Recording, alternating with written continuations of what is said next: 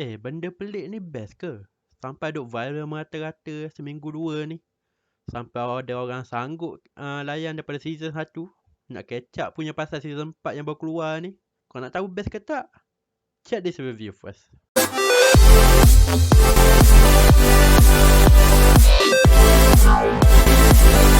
Welcome to my video, MCZ here. Alright, untuk hari ni aku nak buat satu review tentang siri yang duk viral seminggu dua ni. Iaitu Benda Pelik. Benda Pelik. Tajuknya pun tak apa-apa dah. Yang tu dah bahasa Melayu. Okay, tajuk dalam bahasa Inggeris dia adalah Stranger Things. Okay. Siri ni ada 4 season setakat masa sekarang. Yang mana season yang terbaru, yang keempat baru saja keluar. Tak silap aku 2 minggu lepas rasanya. Aku pun dah lupa dah dekat Netflix. Dan aku bercadang, orang kata apa tu, bila aku tengok duk viral apa semua ni, tertanya juga, best sangat ke Stranger Things ni? So, aku pun layanlah daripada season 1. Okay, dan aku juga bercadang nak buat review daripada season 1 sampai ke season 4.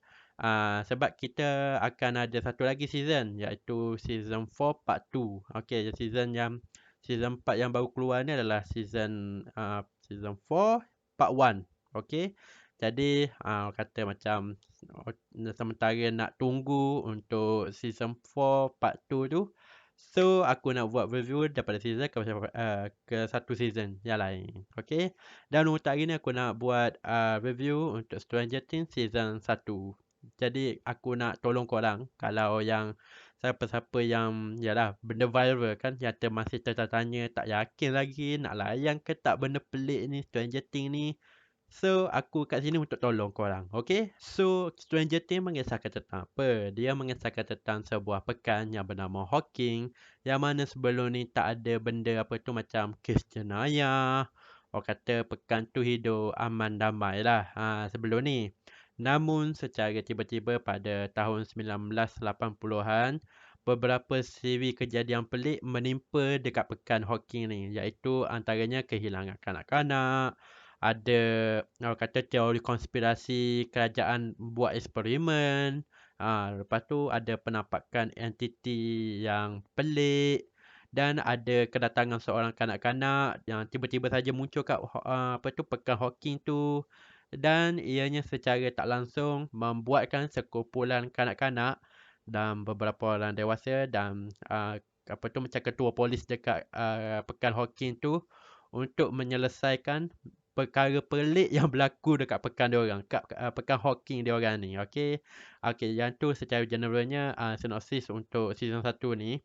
Okay, untuk apa yang aku suka, pengalaman aku menonton siri Stranger Things ni, yang aku sukanya adalah macam mana dia punya setup. Mengingatkan aku tentang cerita It, yang mana aku rasa macam tak lagi beza, tak jauh beza sangat. Just setup pun 1980-an, ada kanak-kanak yang akan menyelesaikan beberapa misteri kejadian pelik dekat pekan diorang tu.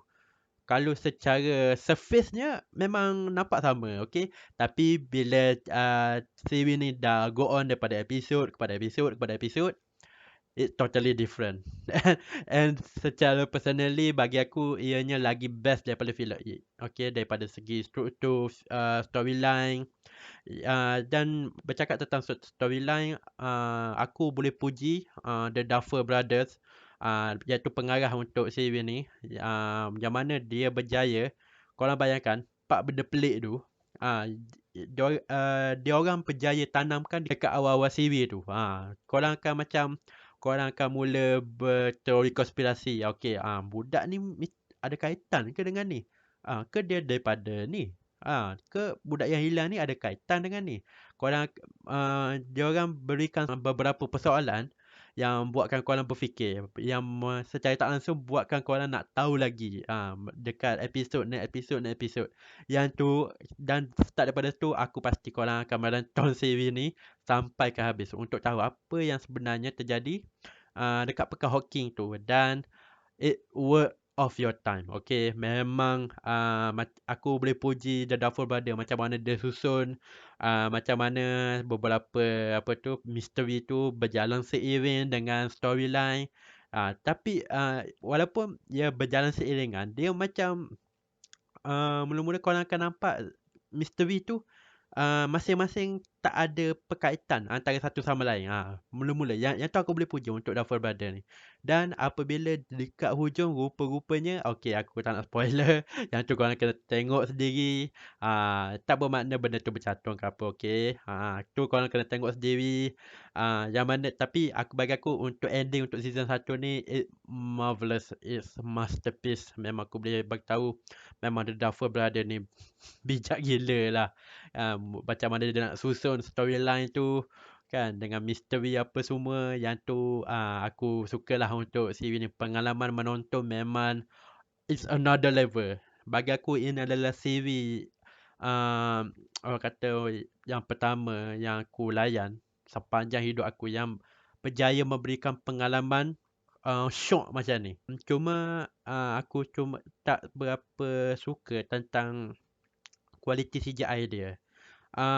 Untuk kualiti CGI, dia banyak bermain dengan apa tu, dengan penciptaan raksasa, apa semua tu. Bagi aku kualitinya agak, aku nak kata teruk tak juga, tapi mediocre lah kan. Dia tak ada teruk sangat, dia tak adalah best sangat. Dia tengah-tengah kan. Tapi macam mana penghasilan apa tu, macam kebanyakan macam watak raksasa ke apa, diorang guna CGI tapi deliver dengan sangat baik melalui shot-shot dalam series ni.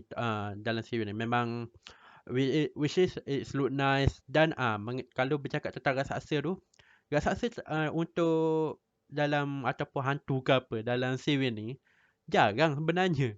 Jarang. Aku boleh cakap dalam satu episod tu sekali je dia muncul lah. Ataupun ada macam babak menakutkan ke apa kan. Cuma apabila ada babak macam menakutkan macam tu ke apa, The Duffer Brother dia tak sia-siakan. Okey, dia akan buat habis, seseram habis. Memang seseriau korang. Aku pasti korang akan rasa kalau korang layan series ni tengah malam, oh meremang bulu roma babe. Okey, untuk soal lakonan pula, aku boleh puji ke semua pelakon dalam series ni. Diorang berjaya bawa watak masing-masing dengan sangat baik. Dan aku nak highlightkan 3 watak yang dalam series ni yang paling menyalah, iaitu Winona Ryder memegang watak Joyce Bye, Peter Harbour memegang watak Jim Hopper, dan Millie Bobby Brown sebagai Eleven. Okey. Untuk Winona Ryder ni, aku boleh puji lakonan dia. Dia memegang watak sebagai seorang ibu yang kehilangan anak. Dan apabila setiap scene dia keluar saja untuk series ni, aku garanti korang akan rasa kesian dekat dia. Sebab macam korang boleh dapat feel dia punya lakonan tu. Sampaikan aku sendiri dapat feel macam mana periknya kehilangan seorang anak. Sehingga ada orang kata anak kau dah mati apa semua. Kesedihan dia, kepelitan dia tu korang boleh feel the emotion yang dia berjaya tunjukkan untuk series ni.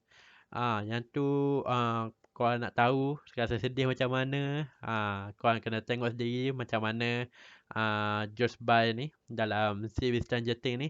Dan satu lagi Peter Harbour, dia memegang watak sebagai seorang G. Hopper, seorang ketua polis dekat Pekan Hawking tu.